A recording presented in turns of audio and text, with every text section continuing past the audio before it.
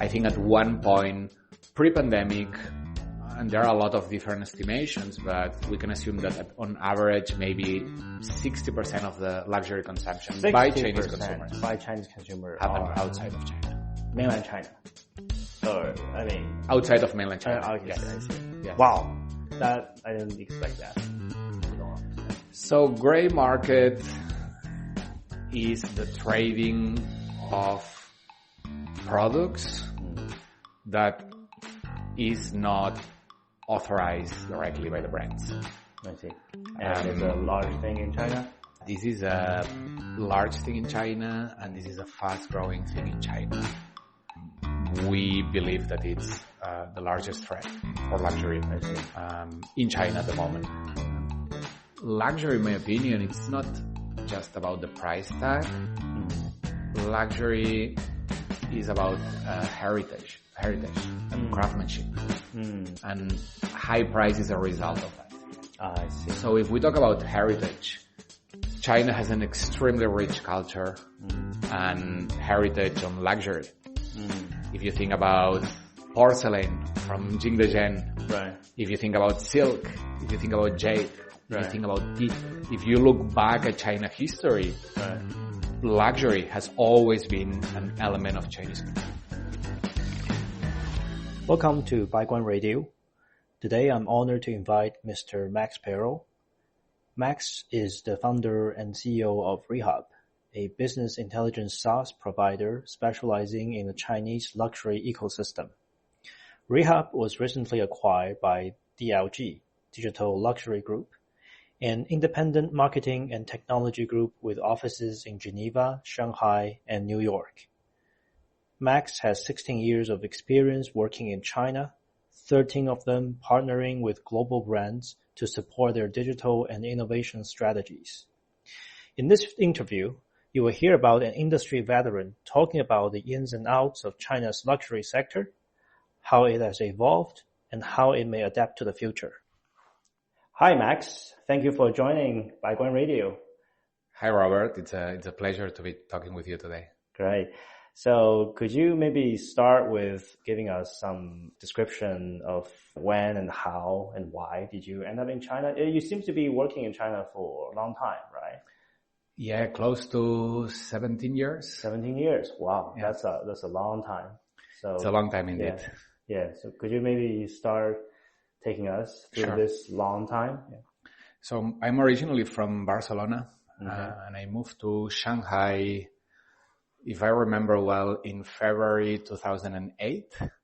And like the story of many long-standing foreigners in China, originally was only for a few months. I came here for a 6-month project. Okay. The idea was it was a consulting project with an industrial company actually. Okay. Yeah, that was looking to expand their operations in China. And the idea was to spend here a few months, learn a little bit about China, and then move back to Spain or go somewhere else. So I think that just to put into context, February 2008, China was booming. Beijing Olympics were coming that year. The Shanghai Expo was in preparation. So as soon as I landed in Shanghai, and I had never been to China before, I became fascinated by the energy and the dynamism of the country. So long story short, after that project ended, I decided that I wanted to stay here. I think also in parallel, this is where the financial crisis in the West started. So the timing was good. And then I joined a global advisory firm called Mazars. This is a French company. So I joined their international desk. Okay. So back then, obviously a lot of their clients were French or European. And I stayed there 3 years. At the beginning, working in the audit department, but later I moved to the due diligence department. So we're helping mostly on M&A operations. For like the Western companies acquiring Chinese assets. Yeah. Back in the day, that was the flow, right? Later it changed, and nowadays I think it would be the other way around. Right. But back then was mostly European companies acquiring not only China, but Asian companies. I stayed there 3 years, and then back then also is where the digital revolution in China was starting to happen, right? Sure. WeChat, I think, I don't know, probably you know better when it was officially launched, but I remember it was around 2010, 2011 that started to gain traction, right? Tmall as well. It's when e-commerce was moving from early stage C2C to B2C. So I became fascinated about how fast e-commerce was being adopted.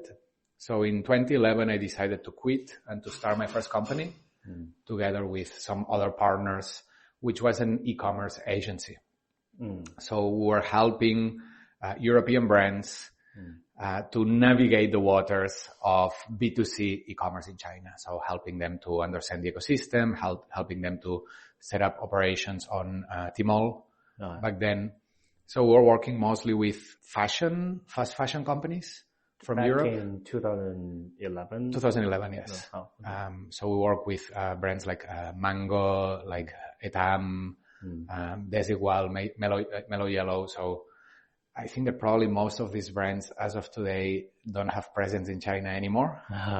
But back then, in that period of time, this is where any brand had China as a top priority as a market, right? So very lucky in my early days with my first company to be able to already start working with these global brands into China entry or China expansion around digitalization. And then since then, that was in 2011. So since then, fast forward to today, I started 2 more companies in China, always with a similar pattern, helping global brands into digitalization / innovation efforts in China. Right. It's a serial entrepreneurship story. Is this what you always think about yourself doing?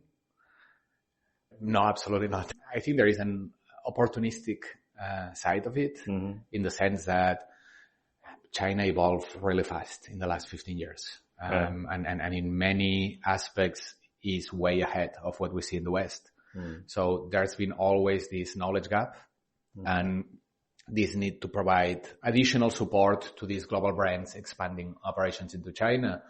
And the other one, I think it's also related to passion, right? So, there is this advice always telling you to follow your passion and to convert it into your job, right? So I kind of follow this. I've always been interested in anything related to innovation. So I think I was lucky to be at the right place at the right time to follow this passion. Right. So since I've known you, I know that you and your company, Rehub, has been quite active and quite central to the luxury sector in China. Yeah. Right. When did that start and how? Yeah. As I said, I work with fashion brands for many years. So I never had the chance to work with luxury before, probably because there was no need, in the sense that I always work around digital innovation and luxury was always behind versus other categories. But then at the end of the day, I think that in some aspects, the business model between fashion and luxury is quite similar, or at least one large portion of luxury is related to fashion, right? Yeah. So the logic or the model behind is somehow similar. Specifically to luxury, I think that the turning point is 2020 and the pandemic. 2020? Yes. You mean turning point for you or turning point for us to start working with luxury brands and for luxury brands to really embrace digitalization in China.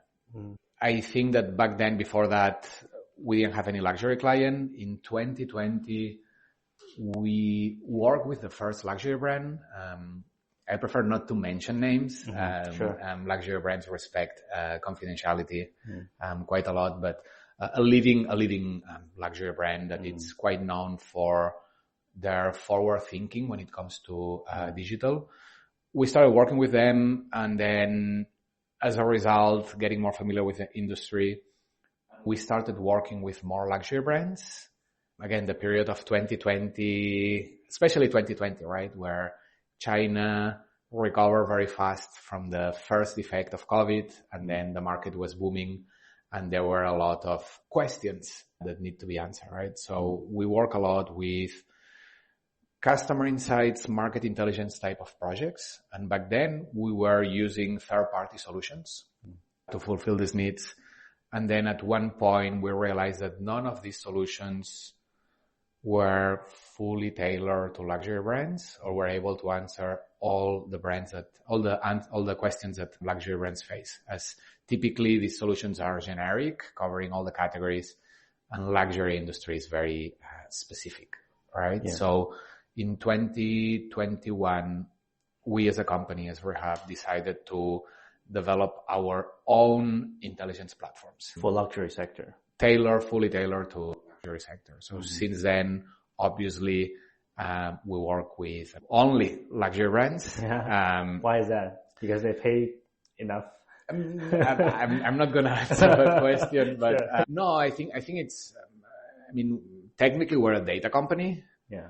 But I see ourselves much more than that. I see ourselves as a strategic partner. Our goal is always to answer the business questions that these brands have, right? So I think in order to answer the questions, you need to understand how the industry works and later build data solutions tailored to that. So we have 3 platforms at the moment. We have competitive intelligence platform, fully tailored to the luxury ecosystem, tracking their performance on social media as well as on e-commerce.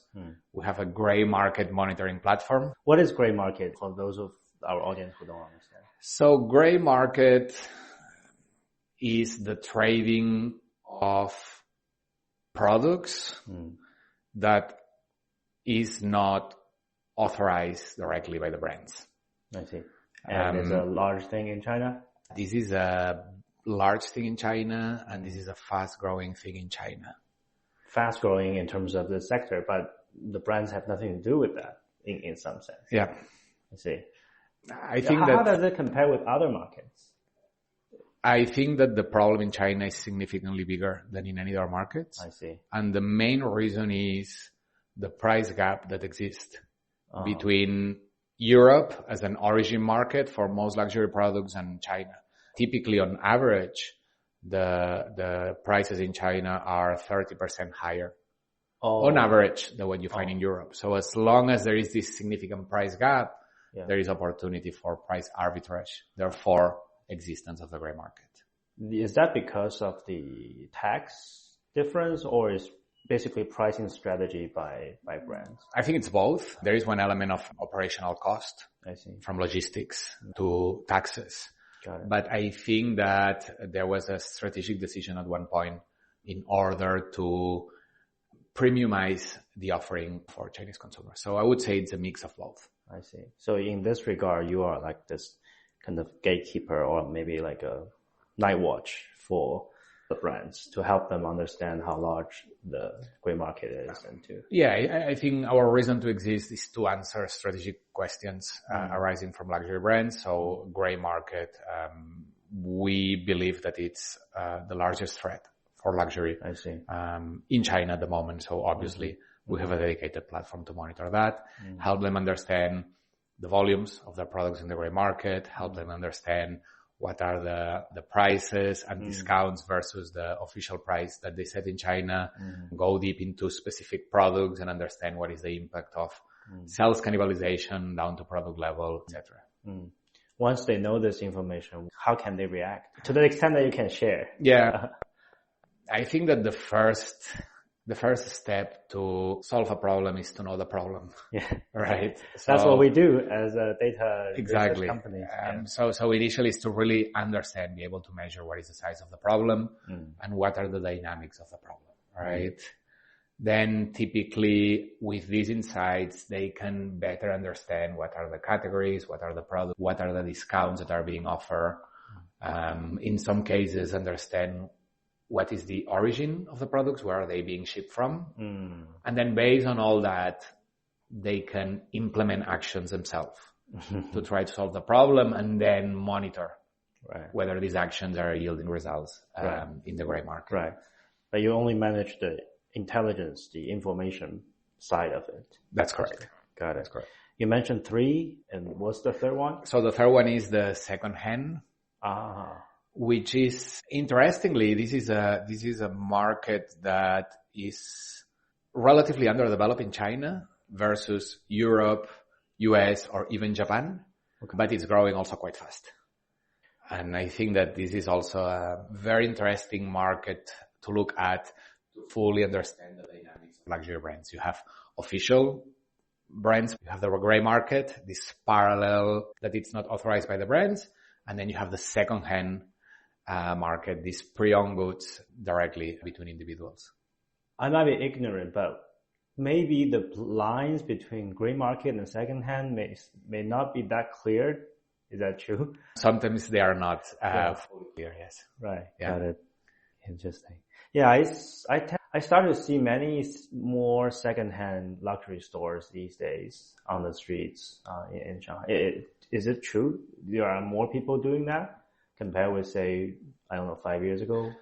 I think so, and just by observation, you walk around Shanghai, downtown, and you see plenty of these stores selling like high-end leather goods, footwear, jewelry, but also there is a growing volume that it's happening online through vertical platforms, like trying to mimic the models of established companies in Europe, like Vestiaire Collective.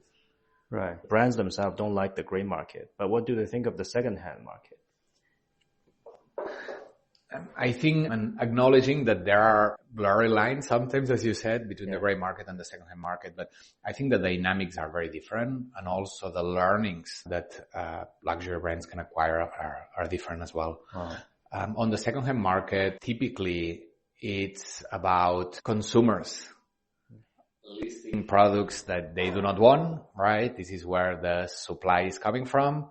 And then other consumers willing to buy products that are pre-owned, right? That's on the demand side. On the supply side, understanding how many listings of your products are being added into the market, in which cadence, what are these products it's interesting, right? To try to understand potentially consumers not wanting these products because they don't like them anymore or because they are willing to upgrade to other products. And then on the demand side, it's interesting to understand how long on average the listings last, right? If you see that new listings are sold on average in 2 weeks' time, it means that there is a strong demand for these products. That should be a positive thing. To understand what is the selling price of these pre-owned goods, right? If the selling price goes above the official price, it means scarcity, right? Much more supply than demand. If the price keeps dropping over time, this is a bad sign because it denotes low desirability of that product. So it's a large pool of information for consumer research, almost, on the second hand. Yeah, and from a product perspective, right? And I think that the insights that you can understand what is the brand power, what is the long-term brand desirability. Right, great. So you've been in China for so many years, and you've been with the luxury sector and fashion industry almost all the time. Over the years, and you must be observing Chinese people buying luxury products, right? And it is a very important sector for international firms in China. It still is. Yeah. And there's many urban myths, fairy tales about, Chinese people buying luxury. Personally, I heard stories of people taking bags of cash to buy luxury, especially many lower tier cities. Yeah. So it's a lot of, it's very newsworthy if you just put it that way, right? So over the years, is there anything that's first surprised you or any changes over the years that you observe in terms of how Chinese people view luxury? Yeah, I think that first of all, luxury consumption in China is relatively new, right? In the sense that I don't know exactly what is the year when the first luxury brand really entered China, but I guess it has to be in the 80s to 90s probably, and more late 80s, early 90s. And I only started to see luxury brands stores in every city or every major city maybe around the time you were in China. Yeah. I think so. That's the time when they really expand. Right? Yeah. So for this reason, it's relatively recent, right? And as everything in China, it evolved really fast, right? I think we always, at least among foreigners, it's common to refer this to the China speed, right? Everything in China evolved much faster than what we're using in Europe, for example.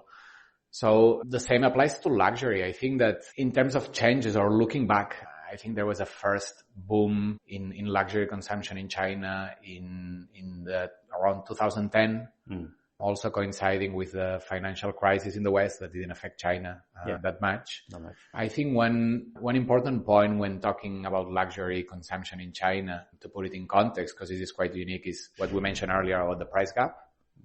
And then as a result, typically, a lot of the luxury consumption by Chinese consumers happen outside of China. Oh, that was a big thing. That has been a big thing since the beginning because of the price difference. Oh, yeah. So whether it happened around Asia and Hong Kong as a gateway to mainland China, or it happened together with travel to Europe or to other continents, or it happened through gray market and cross-border. I think at one point, pre-pandemic, and there are a lot of different estimations, but we can assume that on average, maybe 60% of the luxury consumption by Chinese consumers happen outside of China. Mainland China. Outside of mainland China. Yes. I see. Yes. Wow. That, I didn't expect that. Yeah. Okay. That's before pandemic. That's before pandemic. Okay. Now, when COVID happened, this obviously changed. Right. So we went into a period where I would say 99% of the consumption, or maybe 95, I don't know the exact number, then happened into China. So that's why also you see starting 2020, how a lot of luxury brands double down on China. Mm-hmm. Of course, digitalization, and this is where we see luxury brands joining marketplaces like Tmall first and later JD, which it does not happen anywhere else in the world. Yeah. Oh, right. Okay. So they didn't sell online. They sold online, but through their own channels. Not on Amazon, not. Yeah. I see. Yeah. That was China first thing. Okay. I think it's also true that before the pandemic, there was a gap in terms of customer experience for luxury brands outside of China versus China. So massive improvement in customer experience in China, opening a lot of new stores in China. So I think that this is the one significant change that happened in the last few years. And also negatively, when the pandemic ended, of course, this overseas consumption resumed. So right now what we're seeing, and I guess it's a topic that probably you want to touch as well, we see that luxury consumption in China is declining. Yeah. Right? And we just need to see the quarterly earnings of all the major groups to find that. And partially this is due to the macroeconomic situation in China, lower customer confidence, but also one thing that it's often omitted in analyzing this decline is the overseas consumption is happening again. Like kind of reversing back to. That's right. How much is the percentage now, do you think, if you have a... It's hard to say, and right. We don't have this data, but I would estimate it in 2024 probably would be 30 to 40%, up to 50% maybe. Okay. It's true that overseas traveling to regions where luxury consumption happen is still not at the levels of pre-pandemic or getting similar to pre-pandemic. Yeah. We've all heard about travel to Japan and then luxury consumption in Japan, but Japan relative to Europe is smaller when it comes to luxury consumption. Yeah, but even if they are getting back to the previous share, it will still see decline, even without macro changes. Yeah. Just if going back to what there used to be. If you compare it with a scenario where almost 100% of the consumption happens in China, you will always see decline. So I think it's important that when we talk about luxury consumption by Chinese, we try to take the whole picture, right? It's not only consumption locally in China, but also Chinese travelers buying overseas. Right. And this is a data that, of course, the brands have, but it's very difficult to It is. Yeah. So, and also another change or possible change as an outsider to the luxury industry that I observe is, I think when, say, 10 years ago or 15 years ago, when we talk about luxury in China, there's a lot of this kind of wealth display kind of effect of buying luxury. Right? Yeah. All these big logos, the LV, the H on the belt, all these.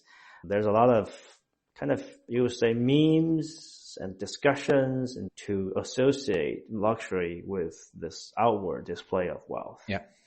At least it's maybe a decade ago, right?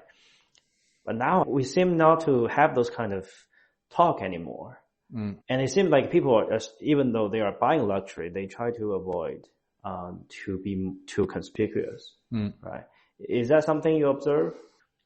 I think fashion and luxury, it's always about a personal statement, right? Where it's a big flashy logo or it's like quiet luxury, right? I think, probably you are right. And we've been hearing also about the rise of quiet luxury in China versus a period where maybe like a more obvious display and the logos were predominant. But I think it's hard to generalize when we talk about Chinese consumers because China is so big as a country that there are a lot of differences. And I think at least as foreigners, if we just speak from observation, we tend to simplify what we observe in Shanghai, which is at least where I live, or in the cities that we're based.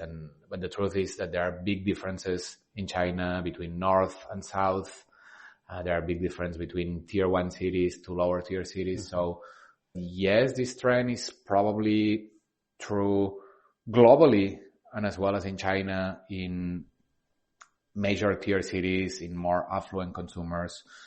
But I think it's difficult to just pinpoint it as the only trend that it's happening around luxury in China. Right.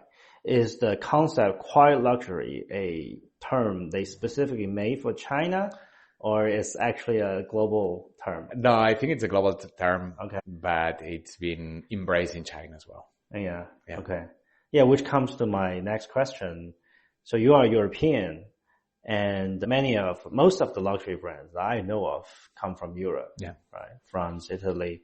When you look at Europeans buying luxury products and when you look at Chinese people buying luxury products, is there any difference in terms of why they buy? What do they value? Or it's the same?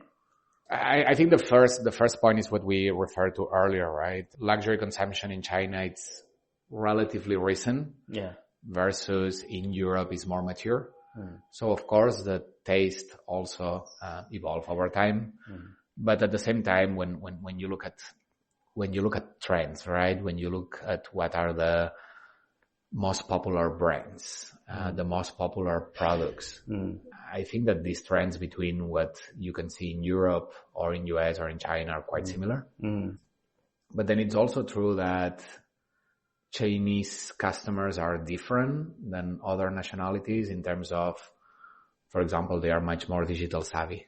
And then there are implications into that when it comes to luxury. I think that in general, Chinese consumers are more demanding and as a consequence, less loyal to brands and more willing to experiment or to change or faster changing preferences and tastes. So versus European customers, and again, we are generalizing, but European customers, maybe they are a bit more stable, if I may. Yeah. Yeah, but isn't that make Chinese consumers kind of painful for the luxury companies in some way?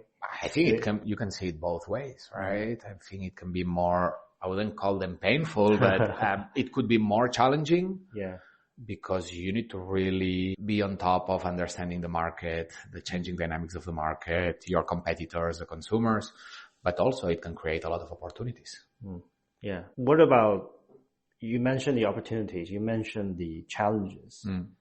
Like sitting today, late 2024, looking ahead, what will be your best advice for the luxury groups and the brands? That's a very difficult question. Because first of all... Because we know that the environment is tough, at least in China. Yeah. And I think now that it's almost the end of the year, everyone is trying to figure out what's going to happen in 2025. Yeah. And this is a question that Very unfortunately exciting, huh? no one is able to answer, right? I see quite a lot of negative views about China at the moment, right? I'm quite pessimistic. And I think this is supported by the fact that the macroeconomic situation is complicated, or at least it's new in the sense that we're not used to see this in China, right? We're used to see double-digit growth, high single-digit growth. So this is new. And then on top of that, I think it's common knowledge that customer sentiment remains fairly low. But we need to remember that Chinese consumers are and will continue to be the main driver of luxury spending. And this is not changing anytime soon. So on one hand, you have a market that it's declining, and we talk also about how to look at this decline from a global perspective, not only from a domestic perspective, at aggregate level for luxury and for almost all the luxury brands. It's the number one nationality in terms of spending. If we need to put a range into that, I think for most of luxury brands, Chinese consumers would account for anything between 30 to 60% of the revenues. That's a lot. Yeah. That's a lot for, compared with many other industries. It's very high. So with this in context, brands must have a long-term view in China, right? Setback on 1 year or 2 years cannot change the fact that this is a long-term game. And I think there is another aspect that it's important to highlight, which is brands need to fully understand the difference between point of influence and point of consumption. As we said, consumption of luxury by Chinese consumers may happen in China, in mainland China, or outside of mainland China. But the point of influence is in China. You influence the consumers on their purchasing decision in China. So we are seeing recently many brands adjusting their budgets in China, which is a normal thing to do considering that sales are going down. But then from a long-term perspective, this can also bring negative consequences, right? For globally. That's correct. Because we are talking about Chinese consumers being influenced here as a result of this marketing budget. But the consumption of your products might happen in Japan, might happen in Europe, might happen in different areas. Yeah. I think, just going back to your original question, I think that the way I'm looking at the market in it's still going to remain challenging in terms of, especially if we compare it with like 3 years, 4 years, 5 years ago. But I think that there are still plenty of opportunities. So I think it's time for brands to have full visibility on the market, to really understand the changing conditions. I think it's more like a market share type of game than just a top line growth game. So understanding the changing trends, understanding the competition, understanding how you can gain market share versus your competitors, and position yourself for a period where you can seek top line growth again. And I think that also one thing that it's very important moving forward is to try to seek full alignment between the global teams and the local teams. Luxury, traditionally, a lot of the decisions are still done in headquarters, and it has a lot to do with the brand perception and then brand protection, right? But I think China always requires local expertise and local understanding to really be able to make the most out of the market. So this alignment between local teams and global teams is crucial moving forward. Right, especially when many of the Chinese consumers, they actually travel overseas to make purchase. So that directly benefit other parts of the group. So so I can imagine that could be tough to align these interests, right? Well, I mean, at the end of the day, if you're a brand, like whether a consumer buys in China or in France or in Japan, it still goes to your top line, right? Unless we're talking about the gray market. I think that's a slightly different story, but as long as they buy from your direct channels. I think this is not a problem. If you are the China GM, that's a problem because it doesn't go into your top line, right? But probably the marketing cost goes into your bottom line. Yes. Yeah. So I can imagine the global headquarters has to shoulder some of that cost because it has, in economic terms, it's positive externality. Yeah. For the group. Yeah. I mean, I think this is a strategic discussion and a financial discussion among brands that we are not part of. But I think that would make sense. It's quite interesting that luxury may be one of the only industries that we can think of where the Chinese consumers, they not just buy in China, but so many of them are buying overseas. Yeah. And I actually didn't realize it was as many as 60%. That's crazy. I don't think there's any other industries like that. I don't think so, yeah. Right. And you also mentioned about competition. And one question, though, I always have in my mind about competition in the luxury sector is it's also quite unique in the sense that it's where one of the few industries where the Chinese companies, the Chinese brands have basically no presence at all. I mean, if you look at, say, any other industry, electronics, consumer goods, FMCG, even today the automobiles, Chinese companies are just entering more and more of these industries. But luxury, I mean, I've never thought about any luxury brand in China. Yeah. In your experience with this industry, have you seen any of these brands that maybe could be in 5 or 10 or more years entering this kind of club of elite brands? Is that possible at all? I think so, and I hope so. Okay. I think also it depends on how you define luxury, right? How do you define? Luxury, in my opinion, it's not just about the price tag. Luxury is about heritage and craftsmanship. And high price is a result of that. I see. So if we talk about heritage, China has an extremely rich culture and heritage on luxury. If you think about porcelain from Jingdezhen, right. If you think about silk, if you think about jade, if you think about tea, if you look back at China history, right. Luxury has always been an element of Chinese culture.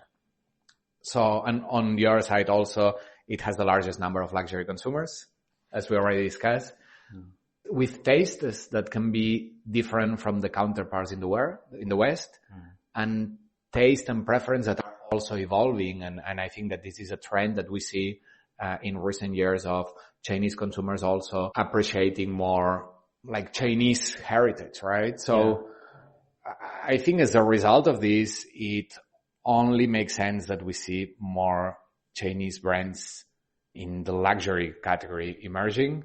Maybe not so much in leather goods, where you have like brands like Hermes, like Louis Vuitton, like Chanel, that have been established for a long time, but we're already seeing it in beauty, for example, right? In fragrance, we can see it in fashion, we can see it in brands that are incorporating Chinese heritage into anything from designs to craftsmanship to materials. So it's gonna take a little bit, because I think it's difficult to disrupt. Luxury takes time, but I see it completely possible in the future to see more Chinese brands emerging as luxury players.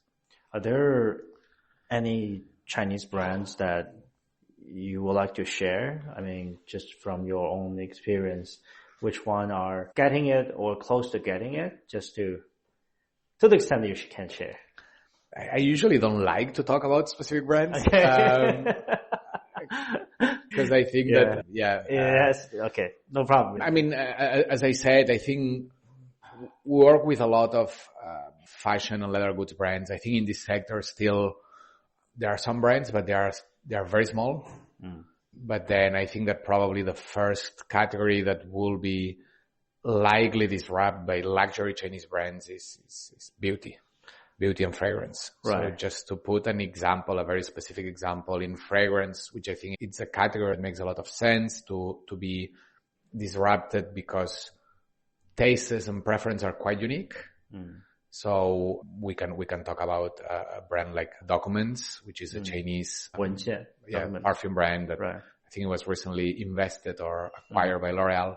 I think this is a very clear example, right? They are selling perfumes at prices that are higher than a lot of the luxury brands. Okay. And they are being very successful in incorporating these local elements and local preferences into their products. Right.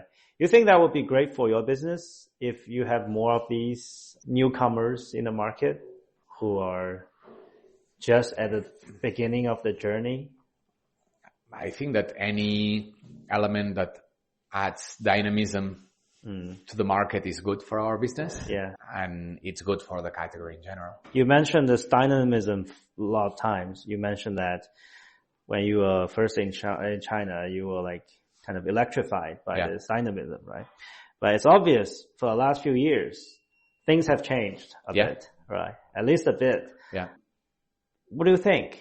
I guess you must have felt frustrated at some point. You thought it may be like double-digit growth for so many years, but the music, even if it's not stopping, is at least pausing a bit. How do you make peace with that? I think to a point it's normal, right? We experience so many years with double-digit growth, with explosive growth. Chinese economy is becoming more mature. It's normal that this growth is slowing down. I think this is to be expected. It's true that in the last 2 years, the macroeconomic context is not helping, but I think this is a normal evolution of any emerging economy that it's transforming into mature economy, right? So actually, I'm not frustrated because of that. I'm quite at peace. I think that we just need to accept that this is a normal trend. I think rather than looking at growth when it comes to China, which I still expect growth to be achieved, I'm not talking at macro level. I'm talking about specific categories and sectors. I think there is a lot of growth potential. But rather than looking at pure growth, we also need to look at the volumes, right? And when we look at the volumes of China and we try to identify where in the world these volumes can be achieved or can be replaced by, I think it's almost impossible. So you've been here doing business, founding companies in China for so many years. And we all know, there's the government in China is a big part of our economy and our society, right? And right now the government is being really promoting overseas investment. There are many visa-free policies. We seem to be in another stage of our history where we are really embracing and trying to attract as many foreign investors and businesses as possible at a time when the world is skeptical and getting actually way more skeptical of China than before, right? So my question is, looking from the perspective of business owners and entrepreneurs from foreign countries, but now based in China, what advice you might give to the Chinese government? Any problem you want to solve? Anything that you want to see improved?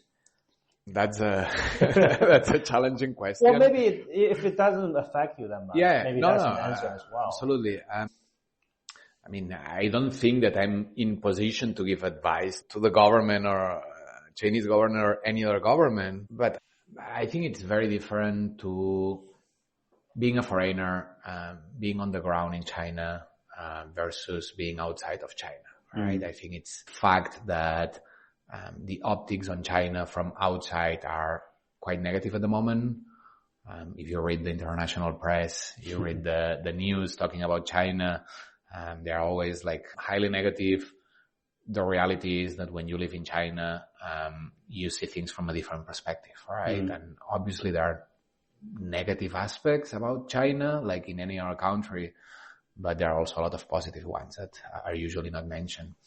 I think that one thing that could be helpful, I mean, if we're talking about business that are not in China, that want to come to China, or in global businesses with presence in China, but more like optics from the decision makers outside of China, is to try to have a bit more transparency or clarity in different aspects that can impact the business, right? And I think that this is something that can partially be a language issue, obviously, but I think it's also a cultural issue, right? But overall, I think now that it's easier than ever for a foreigner from a lot of different countries to come to China, visa-free, right? There is no hassle to apply for visa, etc. I think that once any foreigner comes to China and they experience China firsthand, they have a very different perspective versus what they think that China is going to be just by reading the press, watching the news. So I think that these people that come to China to visit, or that they are here on the ground, are the best ambassadors of what China is trying to achieve. So I think in this sense, the more people that come, the better. And I would advise any person that wants to do business with China just to come to China, try to experience it firsthand. Were you surprised by the visa-free policy just announced last year? Yes, I was a bit surprised. Right. But I think it's a great initiative. It is. And I know people that since then have come to China for business or for tourism, and it's a really smooth experience. Mm-hmm. Did you run into any problems with local authorities in your course of business? Is it because when people imagine Chinese government, it's like this big, gigantic, almost evil kind of bureaucracy, right? A big brother type of thing. Yeah. But you spent so many years here founding business and doing business. Yeah. And I can imagine there could be some conflicts, disputes, as in any country, right? You will run with the government sector. How do you feel about that? I never experienced any conflict as a business or as an individual in China. Yeah. Right. I mean, you're a law-abiding citizen. Yeah. I mean, whether I'm in China or I'm in Spain or I'm in any country, I follow the law. So I don't expect to have any problem. Sure. Great. Thank you. Thank you so much for joining Baiguan Radio. Thanks, Robert, for inviting me. It's been a pleasure to have this conversation with you. Thanks.